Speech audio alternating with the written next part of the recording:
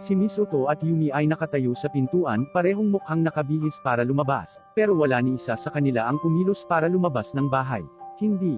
Nagkatitigan ang mga dating naging step-step na may pidgel na inis na natatakpan ng masakit na kawalang interes. Bago magpatuloy ang tensyonado nilang pag-uusap, sinabi ni Yumi, ina ni Yumi, ang kanyang pagtataka nang makitang nasa bahay pa rin silang dalawa. Ngumiti sina Misoto at Yumi, sinabing kakaalis lang nila.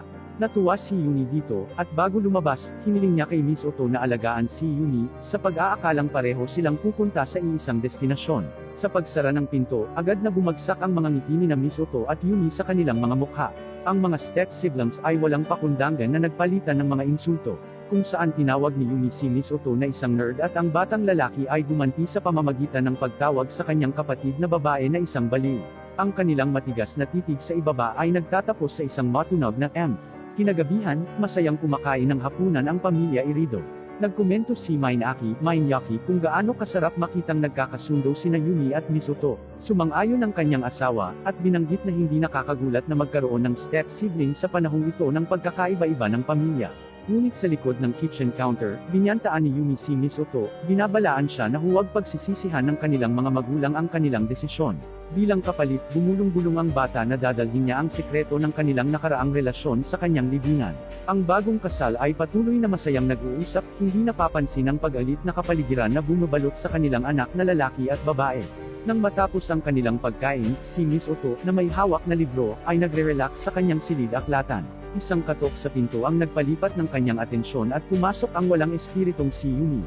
Sa kabila ng deadpan expression ng dalaga, naiinis siya sa kanilang kasalukuyang name dilemma.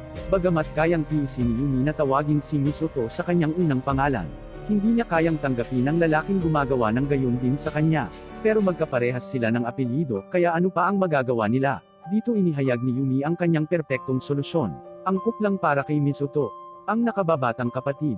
Natawagan ang babae, isipin mo. Ang kanyang dating kasintahan, ang nakatatandang kapatid na babae. Dito, mahina hong hindi sumasang-ayon ang batang lalaki, na sinasabi na dapat itong maging kabaligtaran, dahil siya ang nakatatandang kapatid. Ngunit gaya ng itinuturo ni Yumi, kahit na magkaparehas sila ng kaarawan noong 3 ng Nobyembre, ipinanganak si Yumi 30 minuto ng mas maaga, kaya siya ang nakatatandang kapatid. Nag-aaway ang dalawa, na walang gustong umatras. Upang ayusin ang argumento, iminumungkahi ni Misoto na maglaro sila ng isang laro. Bagamat naiinis pa rin si Yumi, pumayag siya at sinubukang mag-isip ng makatwirang panukala. At ito ang naisip niya. Ang sino mang gumawa ng isang bagay na hindi karaniwang ginagawa ng isang kapatid ay matatawag na nakababatang kapatid.